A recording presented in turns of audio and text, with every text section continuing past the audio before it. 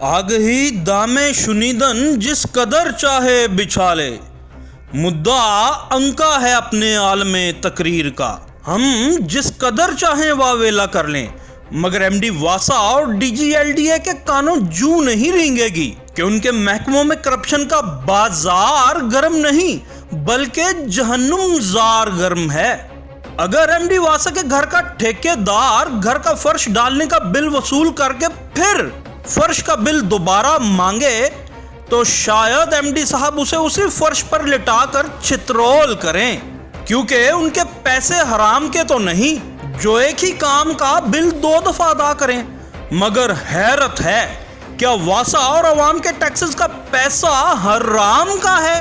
جو 20 ستمبر 2019 کو امپروومنٹ ری habilitation sewer line حضرت امام حسین روڈ گلبرگ 3 کا 15 لاکھ کا ٹینڈر ایگزیکٹو انجینئر گلبرگ کی طرف سے کیا جاتا ہے، اور 6 دسمبر 2019 کو انفارمیشن کمشنر پنجاب میں بذریعہ لیٹر کہا جاتا ہے کہ کام جاری ہے، اس لیے ابھی اس کی لیبارٹری رپورٹس نہیں دی جا سکتی۔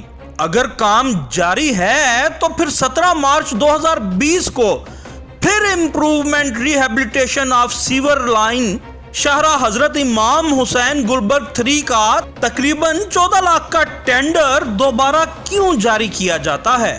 یا پھر واسا کاغذوں میں فنڈز استعمال مگر ڈال کہیں اور رہا ہے؟ عدیل شجاع، خبرستان، لاہور۔